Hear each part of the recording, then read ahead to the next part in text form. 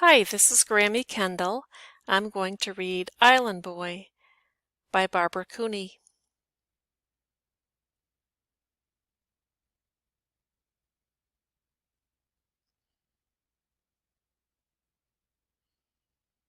For two friends, Ruth and Eugenie.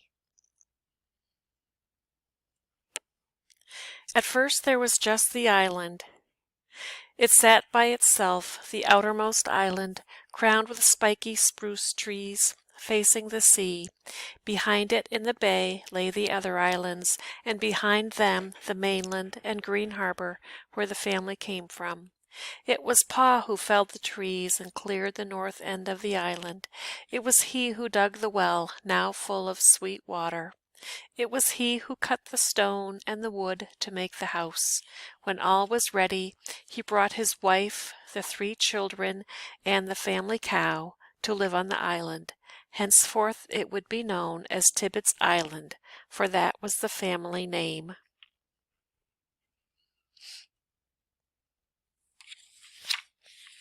Time passed. Now there were 6 boys and 6 girls, 12 children in all. From a beam in the loft hung an old sail, dividing the room in two. In the soft salt air wafting up from the cove they slept, the girls on one side, the boys on the other. All, that is, except Matthias, the little clear-eyed, quiet one, the baby. He slept in a trundle bed downstairs, next to his mother and father.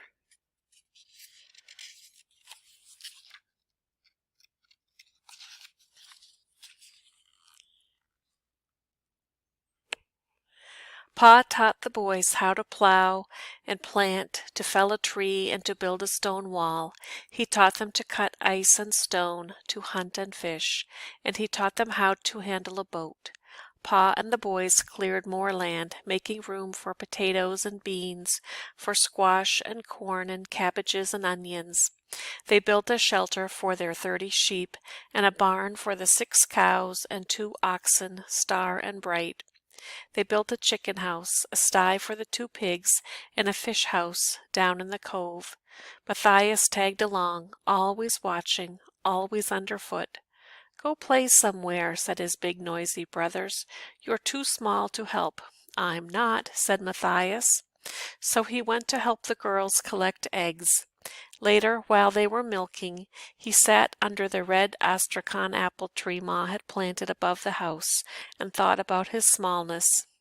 But he did not stay small forever.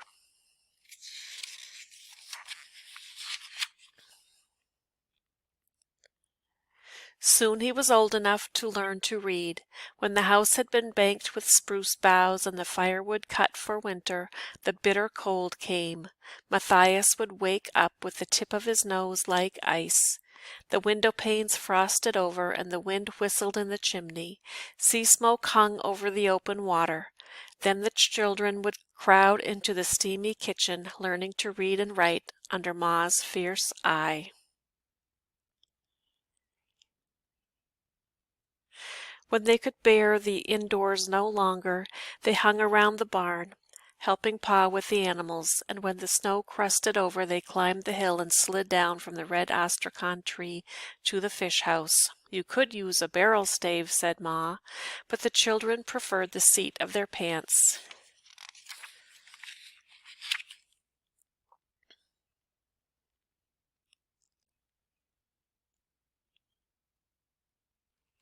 As Matthias grew older, he worked side by side with his brothers, plowing and planting and chopping wood. Soon he began to go out fishing with Pa. One sparkling morning the two set off. The egg rock, far to the west, was shining in the early light. "What a handsome day it is," said Pa. "Let's go get your Ma some eggs. The hens ain't layin'." Despite a good breeze, there was almost no swell, and Pa could pull in, right alongside the rock. "I'll hold the boat here," he said, catching onto the rock with his gaff. "Get going, Matthias, and fill the basket with eggs." Matthias scrambled up among the gulls and the terns, the cormorants and the eiders and the sea pigeons. On the rock were many eggs and broken shells. Among them lay a small ball of gray-brown fluff, a baby seagull. "An orphan," said Matthias, tucking the little bird into the basket. "You can't tame a wild bird," said Ma. But Matthias did. He dug clams and gathered mussels for the little gull. The bird ate everything, even pie and doughnuts. His pin feathers sprouted, then real feathers came. Soon he was full grown. Over and over again Matthias threw the bird up into the air, teaching him how to fly, but the gull preferred to hop, so Matthias called him Toad. Wherever Matthias went, Toad went. He watched Matthias split kindling. He squatted in the grass, his neck thrust out, following Matthias's every move as he hoed the potatoes. He hopped and flopped behind Matthias down to the little cobble beach, where they picked up lobsters at low tide. When Matthias and Pa went out fishing, Toad crouched seasick in the bottom of the dory. "He'd be happier flying," said Pa. "Yes," Matthias said dismally. Then one foggy day, out near the Egg Rock, the gulls called to Toad, and Toad understood. He spread his wings, gave a hop or two, and then, in a wavery way, he was aloft, going home. One by one, the Tibbets children One by one, the Tibbets children grew up and left the island, the girls to marry and the boys to work in the shipyard of Uncle Albion, Pa's brother in Green Harbor. Only Matthias was left with Ma and Pa on Tibbets Island. "You're too young to leave home," said the brothers. "You're still wet behind the ears." But Matthias, who wondered what lay beyond Tibbets Island, didn't listen, and indeed his turn to leave came sooner than anyone expected. In Green Harbor, Uncle Albion was building a handsome schooner. When it was finished, everyone from the islands came from the neighboring villages came to the launching. The ship was named the Six Brothers, and when she sailed, Matthias went along as cabin boy.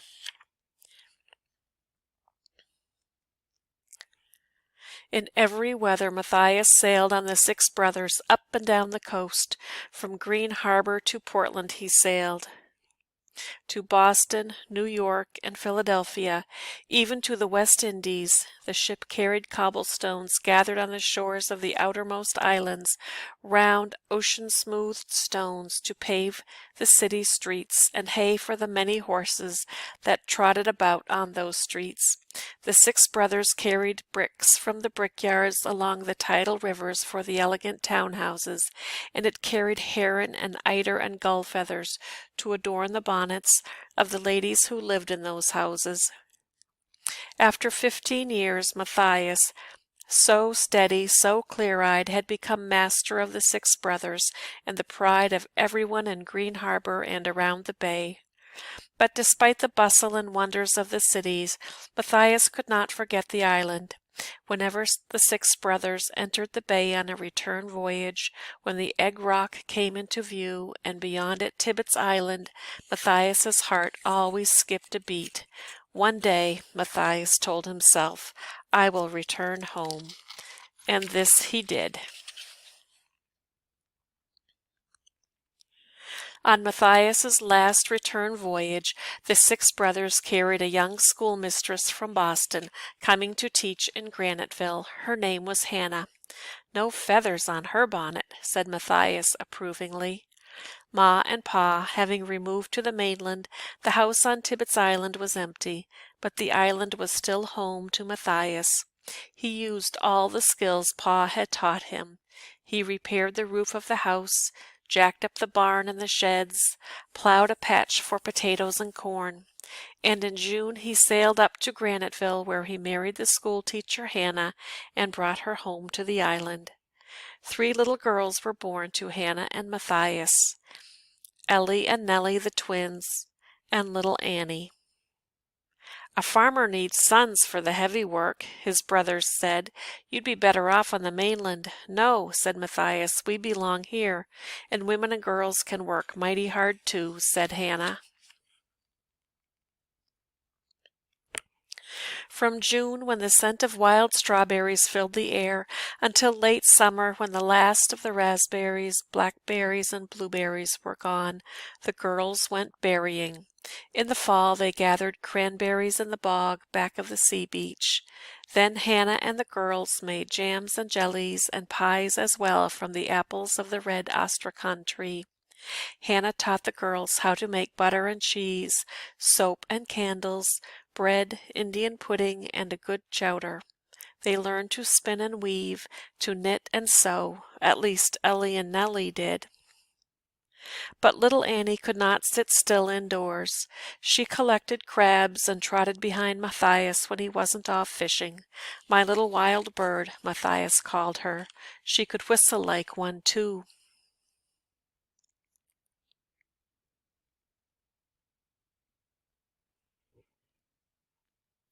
Time passed. The little girls grew up and went away. Even little Annie with the flyaway hair settled down and married a sailmaker. Matthias and Hannah remained on the island. At about this time, people from away, from Boston and Philadelphia, discovered the beautiful bay. They bought up land near the water and built large houses that they called cottages. Along their docks they moored their pleasure boats. They called themselves rusticators. You could sell the island to the people from away, said Hannah. But our wants are so few now, said Matthias, and this is home. One winter, at the end of February, Hannah died, and Matthias was left alone. He remembered her words about selling the island to the people from away, but no, he would not, need not do that. Besides, now there was little Matthias to think of. Every summer Annie sent her son, little Matthias, out to the island. All day he followed his grandfather about, and at night he slept in the trundle bed, wrapped in the sweet air of the sea and the meadows. He wanted to stay on the island forever. It was a cold, hard winter, the year that little Matthias was 5. The snow lay deep for months, and many people in Green Harbor died of the influenza. One was little Matthias's pa. That spring, Annie and little Matthias went out to live on the island for good. In May, Matthias planted a much too big vegetable garden and had 7 cows brought to the island. But we are just 3 people, said Annie. The people from away, the summer people, need vegetables, said Matthias, and milk for their children, too. Annie remembered all the things Hannah had tried to teach her. Jellies and jams, she said, and they will need their laundry washed and starched and ironed. For a while, anyhow, they were not going to sell Tibbetts Island.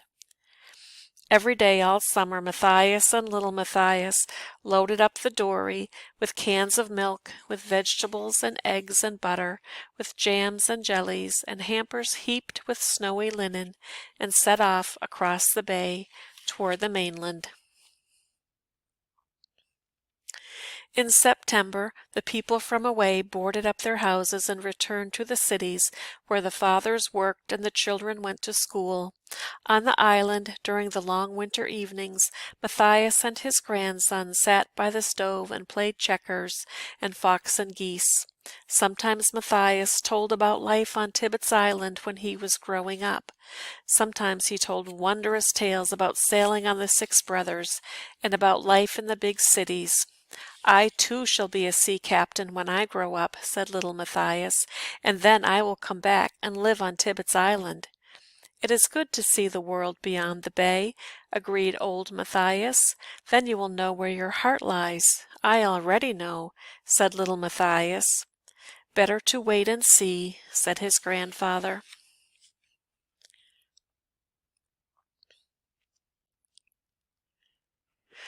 For a long time life continued in this peaceful way. Then one morning late in August, old Matthias and young Matthias loaded the dory for a trip to the mainland. The weather was lowery, and the wind in the southeast. "It's going to blow. You keep to home today," said old Matthias to his grandson. Reluctantly young Matthias went back up the hill to the house. Old Matthias did not come home that day. They never saw him alive again. Later they found the dory swamped and Matthias nearby. Boatloads of people in dark clothing came from all over to the funeral, sisters and brothers, nieces and nephews, boat builders and storekeepers, men who had sailed and fished with old Matthias, saltwater farmers from the other islands and the mainland, even people from away. They came in boats of all sizes, hurrying before the northwest wind to come to rest in the sheltered cove on Tibbet's Island. The people climbed the hill and crowded into the little farmhouse to pay their respects to the steadfast old man of Tibbet's Island. A good man, young Matthias heard them say. A good life. And on that handsome day they buried old Matthias under the red astrakhan tree above the house. The end. There's Tibbet's Island. See right down there in the corner. Tibbet's Island, Island Boy, the end.